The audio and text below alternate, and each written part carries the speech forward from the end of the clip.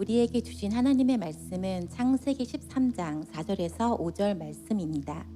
그가 처음으로 제단을 쌓은 곳이라. 그가 거기서 여호와의 이름을 불렀더라. 아브라함의 일행 롯도 양과 소와 장막이 있으므로. 오늘 나에게 주시는 은혜의 말씀을 듣겠습니다. 여러분 안녕하세요. 네, 저는 장로의 신학대학교에서 기독교 교육을 가르치고 있는 신영석 교수입니다. 참 좋은 교회 허북교회에서 어린이 주일 하나님의 말씀을 전할 수 있게 되어서 얼마나 기쁘고 감사한지 모르겠습니다. 소망키는 오늘 말씀 듣는 중에 하나님께서 여러분에게 주시는 귀한 은혜가 여러분의 심령과 가정을 온전히 채우는 귀한 시간 되기를 바랍니다. 루이스 부시라고 하는 선교학자가 있습니다. 이 학자가 1990년도에요 1040 윈도우를 발표합니다. 아마 들어보셨을 겁니다. 그 당시에 미전도 종족이 어디 몰려있나를 연구했더니 북위 10도부터 40도 사이에 몰려있는 걸 발견하게 됩니다.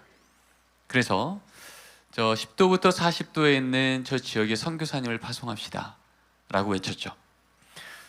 우리나라도 여기 반응합니다.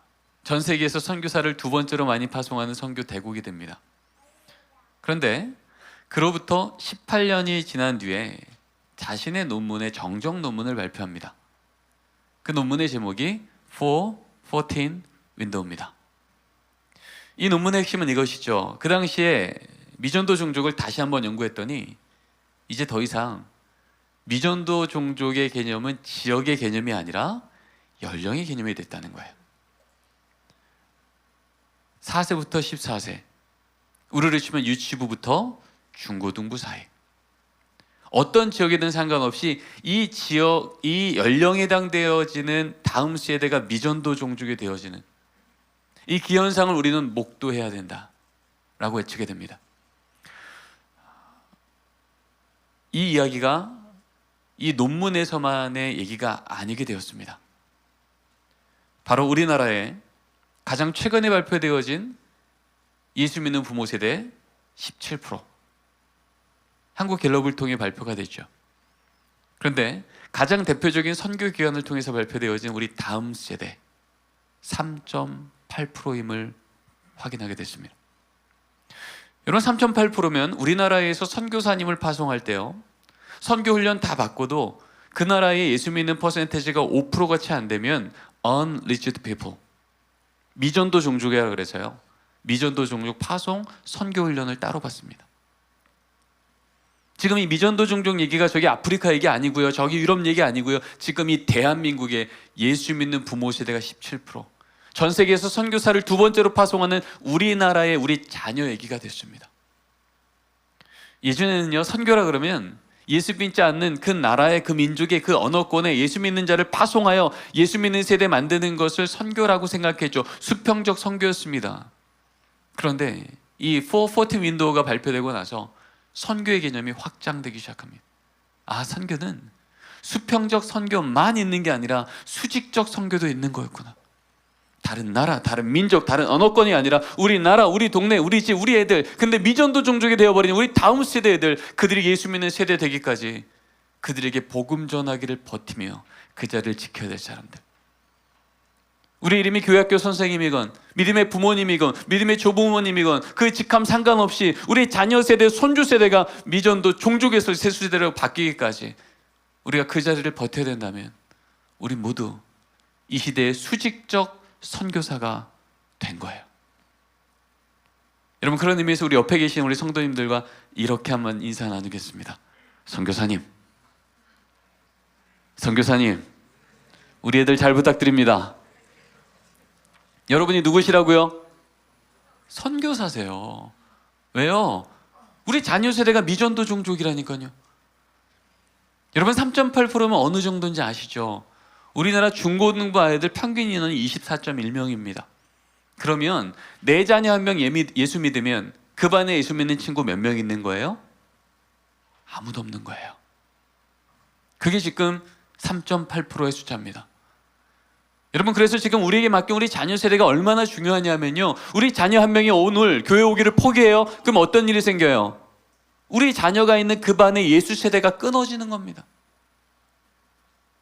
우리 자녀가 다시 한번 교회에 나와 예배를 드리며 하나님의 자녀로 살아가겠습니다 결단하여 월요일날 학교를 가요. 그러면 어떤 일이 생겨요? 그 반에 예수 세대가 다시 연결되어지는 거예요.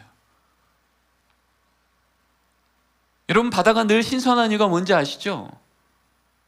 그 넓은 바다가 늘 신선한 이유는 3%가 약간 넘는 소금이 살아있어서. 아무리 이 시대가 얼룩지고 위축됐다 할지라도 여러분, 우리 자녀 세대가 진짜 말씀의 소금으로 살아있으면 우리 자녀를 통해 이 땅 다시금 하나님의 복음의 세대로, 복음의 파도로 바뀌게 될 줄 믿습니다. 거기에 우리는 소망이 있는 거예요.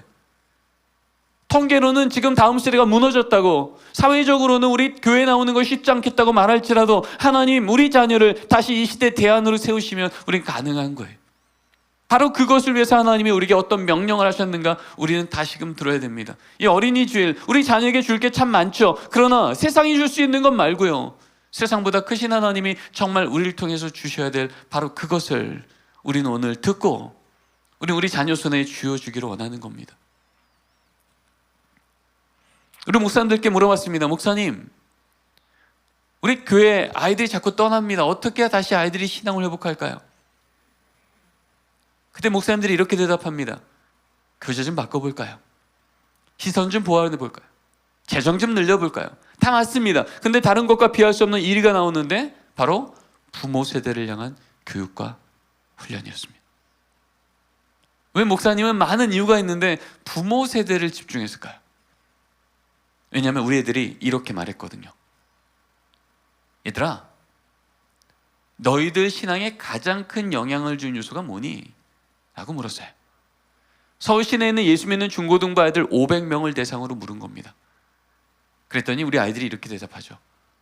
저 엄마인데요 1위, 저 아빠인데요 4위, 57% 되는 애들이요 저 부모님입니다 라고 말하더라는 거예요.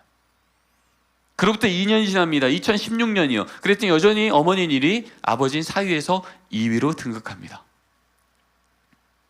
이제 거의 70%에 육박합니다. 코로나 중에 다시 물었습니다.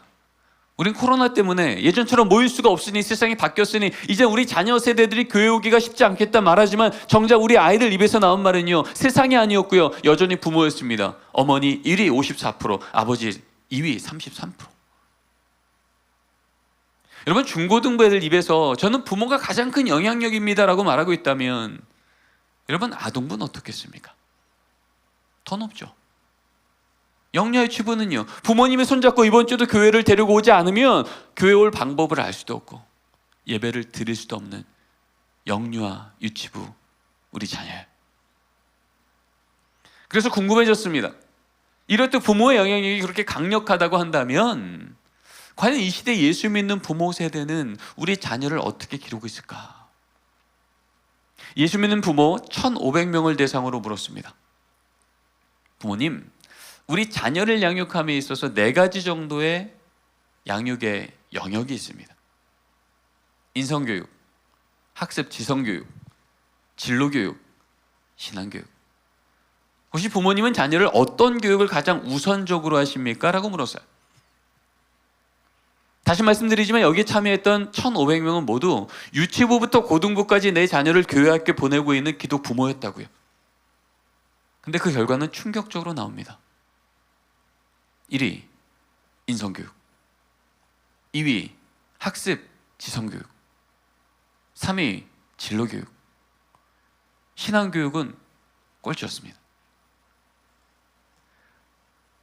예수 믿는 부모와 예수 믿지 않는 부모가 섞여 있다면 이해가 되겠죠. 근데 적어도 여기는 모두 다 예수 믿으며 매주 교회 학교 자녀를 보내는 기독 부모인데 그들 입에서 스스로 나오는 말이 뭐예요? 나는 신앙교육이 가장 최하위로 교육하고 있습니다. 이런 얘기겠죠. 신앙 중요하죠. 근데 성적은 먼저. 신앙 중요하죠. 대학은 먼저. 이런 상황 아니겠습니까? 중학교 2학년짜리 딸아이 기말고사 기간이에요. 분명히 주일 아침 10시 중등부 예배 시간인데 엄마 집사님이 이 딸을 교회가 아니라 학원 앞에 딱 내려줍니다. 혜인아, 이번 기말고사 얼마나 중요한지 알지? 열심히 공부해. 엄마 열심히 기도할게. 그리고 돌아서세요. 돌아서서 어디로 오세요? 교회로 오세요. 교회 와서 뭐라고 기도하세요? 하나님, 이번 우리 딸 좋은 성적으로 하나님께 영광 돌리게 해주세요. 정말 영광 되겠습니까? 넌 열심히 공부하라고, 엄마 열심히 기도하겠다고, 그렇게 돌아선 어머님의 뒷모습 보며 이 딸이 무슨 생각할까요? 이런 생각하지 않겠습니까? 아, 신앙은 여차하면 제껴도 되는구나. 급할 땐 찾고, 손해볼 것 같을 때 여지없이, 예배가 아니라 특강이, 하나님의 말씀이 아니라 세상의 스펙이 진짜 내 인생 안전하게 지켜주겠네. 여러분, 이 망가져버린 신앙의 기준을 우리 애들이 어디서 배웁니까? 세상에서요? 학원에서요? 학교에서요? 아니요. 예수 믿는 부모의 등을 통해서. 성경은요, 하나님이 우리 다음 세대를 하나님께서 복 주시겠다고, 다시 세우시겠다고, 무너진 세대 가운데서도 내 하나님의 백성들을 높이시겠다고 말씀하실 때마다 하나님은요, 부모 세대에게 명령하셨습니다. 다음 세대랑 직접 딜하신 적이 별로 없고요, 늘 먼저 말씀 맡은 자였던 부모 세대에게 명령하셨다고요. 우리 같이 한번 읽어볼까요? 이 말씀을 시작.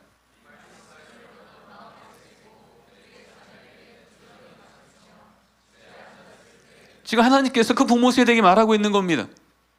이 말씀을, 어떤 말씀이요? 내가 만났던 하나님, 내가 들었던 그 하나님의 말씀을 머리에 새기고가 아니라 어디에 새기고요?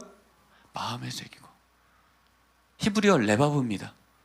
이 레바브란 단어는요, 중심이란 뜻이에요. 우선순위라는 얘기겠죠.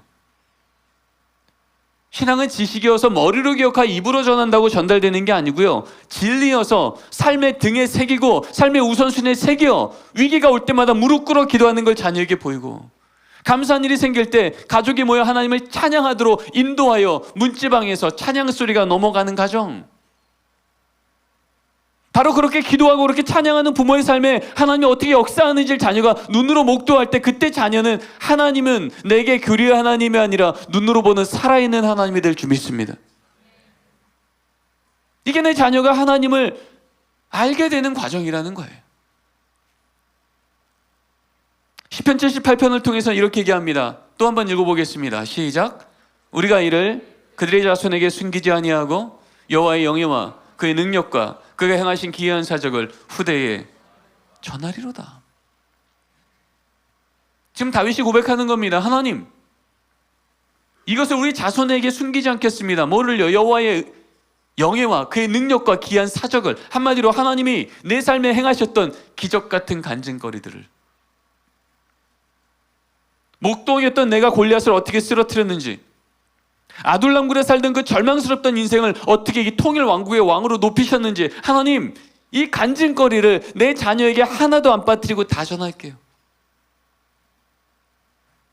하나님, 이 말씀 너무 기뻐 받으셔서 시편 한복판에 적어내시고 이스라엘 감사 예배 시로 쓰시며 이스라엘 민족이 모일 때마다 이것을 함께 고백하고 결단케 하셨다는 거예요.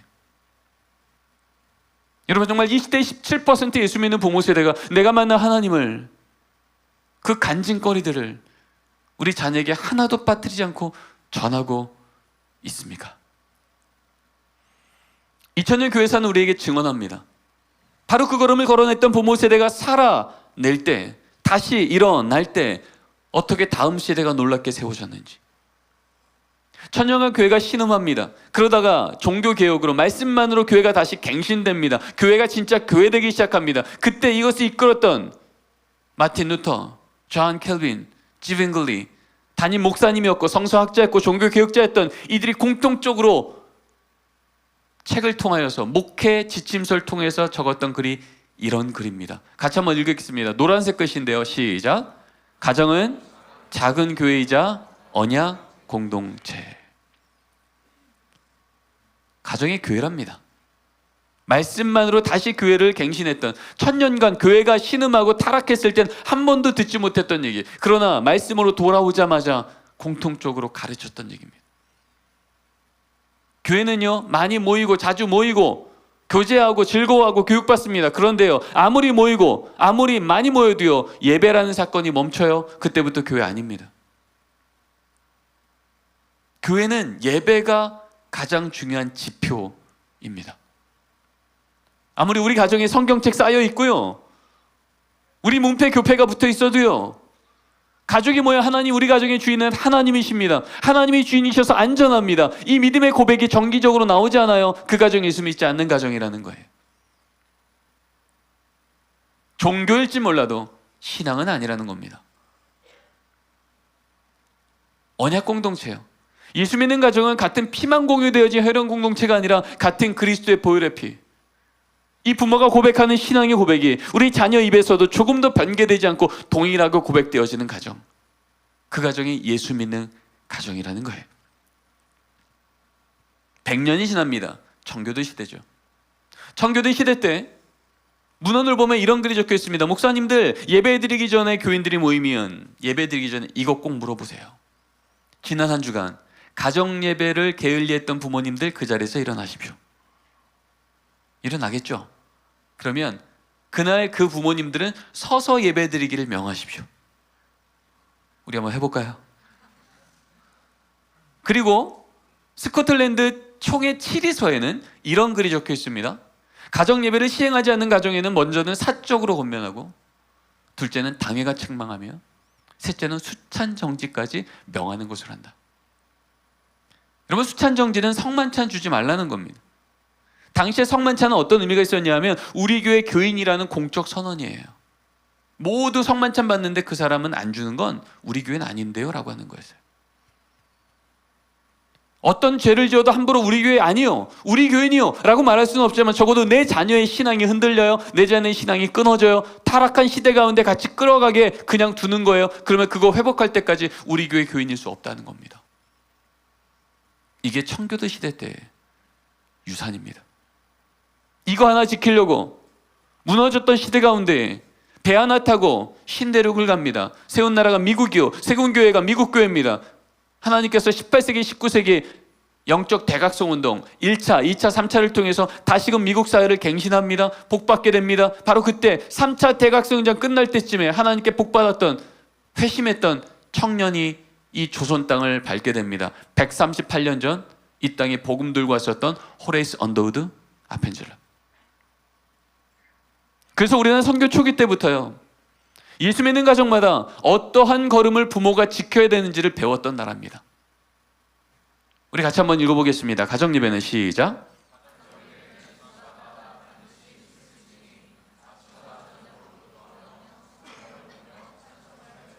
아멘.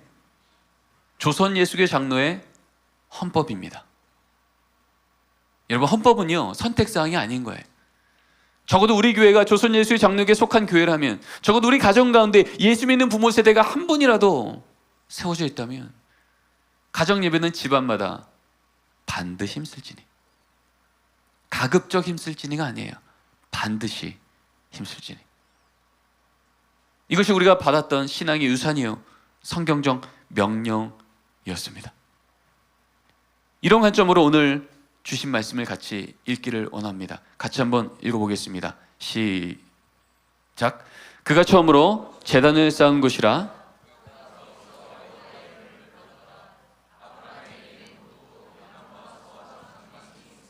아멘. 여러분 잘 아시는 믿음의 조상 아브라함을 부르셨을 때 얘기입니다. 메소포타미아에 살던 그 타락한 땅에 있던 아브라함을 하나님께서 복 주시고 믿음 주시고, 이제 내가 너로 인하여 큰 민족 이룰게, 내가 지시할 땅으로 가거라. 그래서 지금 그 땅을 막 가고 있는 중입니다.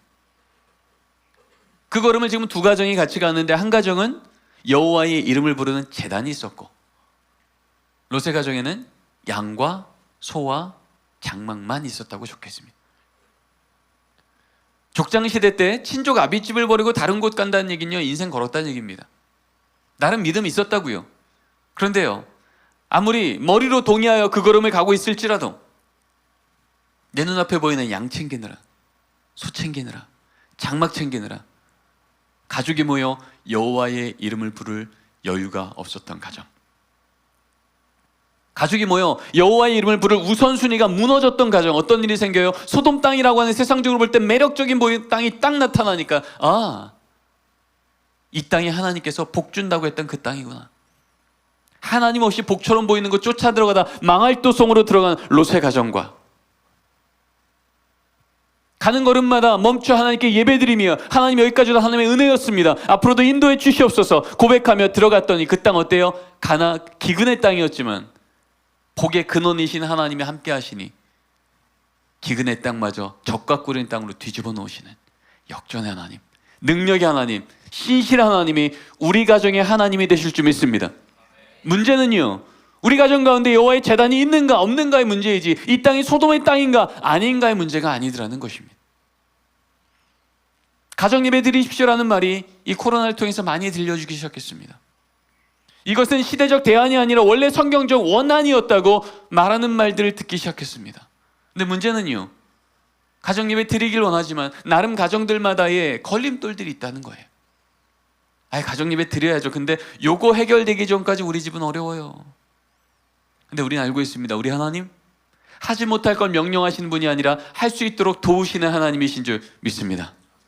안 될 것 같은데, 이거 안 바뀌면 안 될 것 같은데 하나님이 하라고 하니 한번 걸어가 볼게요 라고 했더니 바로 그 걸림돌을 디딤돌로 바꾸사 하나님 우리 가정과 함께 하시네 라는 것을 또 보게 하시는 은혜가 우리 가운데 있다는 거예요.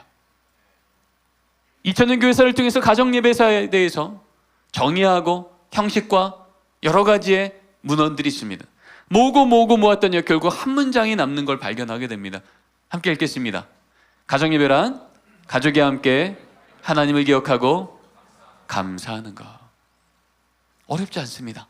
결국 성경을 통해서 2000년 교회사를 통해서 가정 예배를 명령했던 그 문헌들을 보니까 가정 예배의 정의는 이 세 단어면 되더라고요.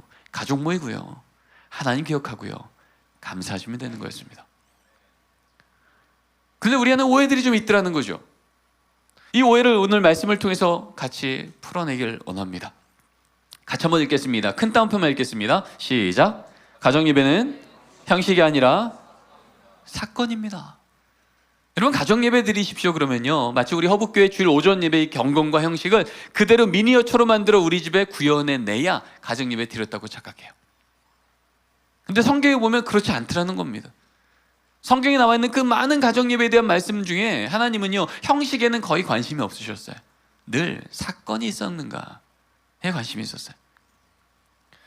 가정 예배를 안 드리면 수찬정직까지 명했던 그 청교도 시대 때도요, 가정 예배에 대한 목회 지침서에는 이렇게 적혀 있습니다. 가정 예배요, 가족이 모여 성경 한 구절만 읽어도 이미 가정 예배 드린 겁니다. 성경 한 구절 읽고 기도까지 했습니까? 더 잘 드린 겁니다.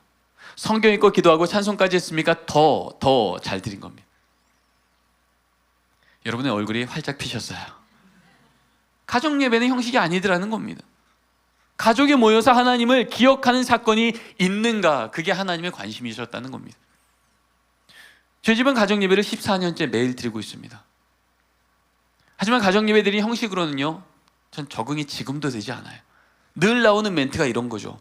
누나 왜 눈 떴어? 너 왜 떴어? 지금 저희 첫째가 중학생이고요, 둘째가 초등학생인데 여전히 그러고 있습니다. 예배 끝날 때쯤 되면 제 마음에 의심의 영이 충만해지죠. 도대체 예배를 드렸을까? 제가 제 아들한테 묻습니다. 아들, 너 오늘 말씀 듣기나 했니? 그 아들 입에서 이런 말이 나와요. 아빠, 오늘 다윗이 골리앗 한 번 볼 때 여호와 6번 봤다는 얘기 아니야. 걱정 마. 나도 힘들면 그럴 거야. 걱정 노세요. 분명히 제 눈에는 장난치고 집중 못해서 예배 인도했던 저마저 예배가 안 됐는데 하나님 우리 아들의 연약한 믿음에 제한받지 않으시고 오늘도 심어놓고자 작정하신 믿음의 씨앗을 심어 놓으신 줄 믿습니다. 우리 눈엔 보이지 않지만 주에서는 그 자리를 기억하시고 임재하시고 일하고 있다는 것을 우리는 믿어야 되는 거예요. 봄에 씨앗을 심고 물을 주고 햇볕을 주지만 우리는 그 밑에서 뭔 일이 일어나는지 전혀 알지 못해요. 그러나 우리는 울타리를 치고 햇볕을 주고 햇볕을 받게 하고 이 안에서 생명이 움직이고 있음을 믿을 때 어떤 일이 생겨요? 계절이 바뀌어보면 철을 따라 열매 맺으시는 하나님. 하나님은 보이지 않는 손으로 우리가 잠자고 있을 때 그렇게 하루하루 그 믿음을 길러내고 있는 걸 믿는 거예요. 왜요? 말씀하셨으니 순종하는 자에게 말씀한 대로 역사하시는 하나님, 신실한 하나님이 우리 하나님이신 것을 믿습니다. 한 번은 제 연구실에 기자님이 오셨어요. 가정예배 어떻게 드려야 됩니까? 어떤 원리가 있습니까? 이런 얘기 쭉 하다가 저희 집 가정예배를 매일 드린다니까 저녁 8시 반에 가정예배 촬영하러 오시겠다는 거예요. 근데 제가 그랬죠. 저희 집 가정예배 드린 형식 보면 여러분들 시험 당하기 딱 좋습니다. 오지 마세요. 필요하면 사진 찍어 드릴게요. 그리고 이 얘기를 우리 아이들한테 하고 나서 그날 저녁에 가정예배 드릴 때 찍었던 사진이 이겁니다. 성령 충만한 얼굴이에요. 저는 저 사진을 찍으면서 깜짝 놀란 거예요. 그때까지 가정예배 드릴 때 저렇게 찬양한 적이 한 번도 없었거든요. 늘 누워 계셨거든요.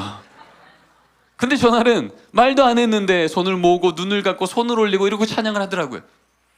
말씀 들을 때 찍은 사진입니다. 얼굴에 온화한 미소와 허리는 꼿꼿이 펴고 성경을 뚫어지게 쳐다보는 집중력이요. 예배 끝날 때까지 유동치 않으시는 거예요. 저런 적이 없는데, 늘 누워 계셨는데, 이마와 땅은 늘 함께 하셨는데 그날은 저러고 있더라고요. 제가 그날 저녁에 잠을 자는데 잠이 안 오는 겁니다. 도대체 우리 애들은 이렇게 어린 애들이 위선적일까? 큰일 났다. 이거 다 조작인데 이거 사진 보내면 안 되겠다. 그러면서 제가 불편해서 뒤척뒤척 했는데 하나님이 제 마음속에 이런 깨달음을 주셨어요. 그랬구나. 나 오늘도 또 까먹었네 싶어 또 지적하고 또 혼내려고 그랬는데 아니었네. 까먹어서가 아니라 아직 미성숙해서 못했던 거였구나. 오늘도 이 부모는요, 우리 자녀의 계절이 가을이길 기대한 거예요. 누가 봐도 열매가 풍성하고 향기롭고 그 입에서 나오는 말들마다 이 부모를 감동시키는 그런 말을 기대했는데 우리 자녀의 계절은 가을이 아니라 뭐예요? 봄이에요. 봄도 완전 초봄. 그럼 우리 하나님 말씀대로 그 자리를 세우고 버텼을 때 주의 말씀 보이지 않는 손으로 믿음의 씨앗을 심으시며 하나님의 때에 맞춰 자녀를 길러가고 있는 줄 믿습니다. 여러분, 가정예배 드릴 때 우리 부모의 마음같이 우리 아이의 자세가 얼굴 표정이 그렇게 되지 않는다고 여러분 그거 지적하다가 지치지 마십시오. 우리 자녀는 지금 자라나고 있는 중입니다. 하나님 그 자녀의 눈높이에 맞추어 그 마음을 만지시고 씨앗을 심기시고 때가 되면 그 씨앗이 이 안에 있음을 우리로 듣게 하는 은혜가 있을 줄 믿습니다. 두 번째 원리입니다. 같이 한번 읽어보죠. 시작. 가정예배는 가정예배 드리십시오 하면요, 많은 분들이 가족 모임을 하세요. 가족이 모여 부모님이 하고 싶은 얘기 다 하십니다. 근데 성경책 펴고 하시더라고요. 데살로니가전서 5장 16절 항상 기뻐하라. 그리고 아버지가 아들한테 얘기하죠. 아들 얼굴 펴. 기뻐하래잖아. 얼굴 펴. 이때 아들이 무슨 생각해요? 아빠도 인상 쓰면서 나보고 얼굴 펴. 분명히 말씀은 읽었는데 도대체 하나님의 은혜는 느껴지지 않고 불편한 도덕 시간 되는 거예요. 또 기도합니다. 하나님 우리 딸 이번 기말고사 10등만 노리게 하시고 우리 아들 게임 좀 그만하게 하시고 그 만나지 말라는 개 좀 안 만나게 하시고 엄마한테 대들지 말게 하시고. 여러분, 이 기도가 이 아들한테 이 딸한테 뭐라고 들릴까요? 잔소리죠. 여러분, 우리 자녀들은 잔소리로 안 변합니다. 감동받을 때 변합니다. 정말 이 시간이 가족 모임이 아니라 가정 예배 시간이라면 우리 가정의 장이신 누구만요? 하나님 아버지만 말씀하셔야 돼요. 그럼 말씀 읽는 아버지도 하나님 앞에 아들이고요, 어머님도 하나님 앞에 딸이고요, 아들도 아들, 딸도 딸인 거예요. 똑같이 하나님의 자녀로 그 자리에 있는 거예요. 그럼 어떻게 바뀔까요? 똑같은 말씀 읽고요, 이렇게 바뀌겠죠. 항상 기뻐하라. 아들 항상 기뻐하라는 말씀을 내가 듣고 나니 네가 건강한 것만으로도, 네가 믿음 지키고 있는 것만으로도 기뻐하지 못했던 아빠가 부끄럽구나. 항상 기뻐할 수 있도록 노력할게. 넌 좀 어떠니? 이때 아들이 무슨 생각할까요? 고수인데 그러겠습니까? 아니죠. 이거 괜찮네. 도대체 안 바뀔 것 같던 아버지도 성경 한 구절 앞에서 바뀌시네? 나도 우리 아빠처럼 말씀 한 구절 제대로 만나 내 삶 좀 바뀌었으면 좋겠다. 어머님이 기도합니다. 하나님 우리 집에 또 어려운 일이 생겼습니다. 그럼에도 불구하고 기뻐하라 말씀하시니 하나님 이 어려운 일이 간증거리 되는 그날까지 주님 손 꼭 붙들고 갈 수 있도록 이 여종의 손에 믿음의 힘을 더하여 주시옵소서. 여러분, 이 기도를 듣는 순간 이 딸이 무슨 생각합니까? 이쯤면 우리 엄마도 절망해야 되는데, 하나님 원망해야 되는데, 여기 진짜 신앙의 거인이 앉아있네. 나도 우리 엄마처럼 예수님 제대로 만나 어떤 상황에도 흔들리지 않는 안전한 인생 살고 싶다. 성적 때문에, 외모 때문에, 돈 때문에 내 인생 흔들려서 너무 힘든데 나도 우리 엄마처럼 예수님 제대로 만나 어떤 상황에도 요동치지 않는 안전한 인생 살고 싶다. 이 자녀가 기도를 거기서 배우지 않겠습니까? 마지막입니다. 같이 한번 읽겠습니다. 시작. 가정예배는 시간 없어서가 아니라 시간 내서 드리는 겁니다. 여러분, 가정예배는요, 시간 내는 거예요. 어떤 가정도요, 시간 없다고 밥을 몇 개째 굶진 않아요. 왜요? 밥은 먹으면 힘을 못 내니까. 일상을 살 수가 없으니까. 육의 양식도 안 먹으면 힘을 낼 수 없는데 하나님의 자녀가 영의 양식인 말씀을 몇 개째 굶어요? 며칠째 굶어요? 근데 세상 가운데 세상을 거슬러 올라가며 하나님의 자녀로 반짝이며 세상을 뒤집을 만한 영적 능력으로 살아가길 기대한다고요? 우리의 바람일지 몰라도 하나님의 말씀과 너무 거리가 먼 얘기. 저 집은 주일 오후 예배 마치고 집에 돌아오면 이것부터 합니다. 거실에 모여서 1분 브리핑을 해요. 부모님은 주일 말씀을 통하여서 성인 예배, 자녀들은 초등부에서 중고등부에서 들었던 말씀을 1분 브리핑해요. 그러고 나서 종이를 한 장씩 나눠주면 거기에 내가 오늘 들었던 말씀의 한 구절을 적습니다. 그러면 이렇게 나오죠. 이렇게 쓰고 나면요, 그러면 이제 종이가 하얀색 종이 위에 얹어지게 됩니다. 초등학교 3학년 때쯤이었을 거예요. 제 딸이 요시야와 같은 왕은 전에도 없었고 뒤에도 없었습니다. 마음과 정성과 힘을 다해 여호와를 섬겼습니다. 이런 말씀을 적었어요. 근데 그 말씀 밑에 이렇게 싸우는 그림을 그렸더라고요. 그래서 제가 물었죠. 혜인아, 요시야 왕이 예배를 참 잘 드렸다는 말씀을 들은 것 같은데 너 이게 왜 싸우는 그림을 그렸니? 그때 제 딸이 그러는 거예요. 아빠, 내가 맨날 가정 예배 드리고 매일 성경 통독하니까 그거 엄청 좋아서 하는 줄 알아? 아니야, 그거 엄청 하기 싫을 때 많아. 그런 까만 마음이 생길 때마다 그 마귀랑 싸워야 되는 거야. 그게 마음과 정성과 힘을 다해 여호와를 섬긴다는 얘기야. 아빠 몰랐네. 저한테 그러는 거예요. 아, 그렇구나. 그럼 이제 저는 우리 아이가 오늘 어떤 말씀 들었는지 그 말씀 앞에 어떤 생각했는지를 이제 알게 됩니다. 그러고 나면요, 이제 식탁 옆에 그 종이를 붙입니다. 그러면 밥 먹으려고 가족이 모이면요, 식기도 하기 전에 온 가족이 우리 자녀가 오늘 들었던 말씀을 같이 소리내어 읽습니다. 그리고 기도하고 밥을 먹어요. 그러면 밥 먹을 때 저는 딱 한 가지만 하면 됩니다. 혜나, 너 주일날 들은 말씀 갖고 이번 한 주간 어떻게 살래? 주일 오전 예배 드렸죠? 성경 공부했죠? 집에 와서 말씀 적었죠? 부모님하고 얘기 나눴죠? 그러고 나니 저녁밥 먹을 때쯤 되면요, 오늘 들은 말씀 갖고 한 주 어떻게 살지 적어도 한두 개의 계획은 마음이 있어요. 질문 하나만 던지면 이제 이 자녀가 이번 한 주간 무엇을 붙들고 살아야 될지를요, 부모와 자녀가 행복하게 나누게 됩니다. 가족이 모였죠? 하나님 기억했죠? 감사했잖아요. 가정 예배 됩니까? 안 됩니까? 되죠. 시간 내면 되는 거예요.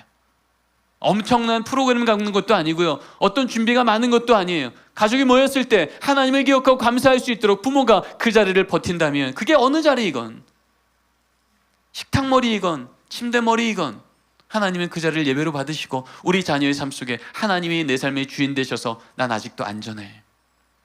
우리 가정에 위기가 있을 때마다 하나님이 우리 가정의 주인 되셔서 우리 가정은 하나님께서 바꿔주실 거야. 그 믿음 갖고 기도하는 그 입술을 주께서 기억하시사 그 고백이 간증되게 하시고 그 간증이 찬양되게 하시고 늘 하나님 때문에 소망 있는 가정이 우리 가정이 될 줄 믿습니다. 결론입니다. 지금 이 시대가 우리 아이들을 제자화 삼고 있습니다. 핸드폰 통해서, 인터넷 통해서, 게임 통해서, 학교에서 경험한 음란문화, 폭력문화, 경쟁문화, 이렇게 안 살면 손해볼 거라고, 이렇게 안 따라오면 너희들은 밀려날 거라고 매일 위협합니다. 그래서 우리 아이들은 조금 더 더 큰 스펙과 더 큰 무기를 들고 세상을 나가려고 준비합니다. 근데 우리는 알고 있죠. 다윗이 골리앗을 쓰러뜨렸던 무기는 순수 나갔던 돌멩이가 아니라 입에서 나갔던 믿음의 고백인 줄 믿습니다. 너는 칼과 창과 단창으로 내게 오거니와 난 내가 모욕하는 만군의 여호와 이스라엘 군대 하나님의 이름으로 내게 가노라. 세상은 더 큰 무기 있다고, 사울의 갑옷 있다고, 사울의 칼이 있다고, 이거 들고 가라고 더 큰 스펙과 더 큰 세상의 것을 쥐어주려고 할 때 여러분, 진짜 믿음의 부모가 우리 자녀에게 쥐어줘야 될 무기는 스펙의 돌멩이가 아니라 그 재정을, 그 지혜를, 그 상황을, 그 리더십을 홀로 공급하시는 하나님이 내 삶의 주인이라고 고백하는 믿음의 돌을 쥐어줘야 될 줄 믿습니다. 그러면 세상이 볼 때 아무리 작은 돌일지 몰라도 골리앗보다 능히 크신 하나님이 나와 함께 하신 것을 믿어 그 돌을 던질 때 골리앗은 쓰러지며 하나님의 영광이 우리 자녀의 삶 가운데 드러나게 될 줄 믿습니다. 여러분, 가정 예배는 바로 우리 자녀에게 믿음의 돌을 매일 쥐어주는, 이 돌이 세상을 이기는 돌이구나라는 것을 삶의 걸음을 통하여 발견하고 그 돌을 강력한 하나님의 영광의 통로로 쓰시는 그 자리가 세워지는 자리입니다. 하나님께서 이 어린이 주일, 모든 부모 세대가 자녀에게 정말 좋은 것 주기 원하지만 가장 귀한 것, 믿음의 돌을 쥐어주는 가정 예배가 회복되어지는 귀한 은혜의 날 되기를 원합니다. 기도하시겠습니다. 하나님 감사합니다. 오늘도 주님께서 우리 허벅교회를 통하여 우리 다음 세대를 어떻게 세우실지 주의 말씀을 들려주셨습니다. 어린이 주일, 우리 부모들이 자녀에게 참 좋은 것 주고 싶은데 가장 귀한 것, 가장 영원한 것, 세상을 이길 진짜 무기인 믿음을 쥐어주는 부모 되게 하여 주옵소서. 이를 위하여서 우리에게 가정 예배를 명하셨사오니 우리 가정의 수준만큼이 아닌 우리 가정을 향한 하나님의 계획만큼 순종하는 부모 세대가 그 예배에 세워가게 하여 주옵소서. 예수님의 이름으로 기도드립니다. 아멘.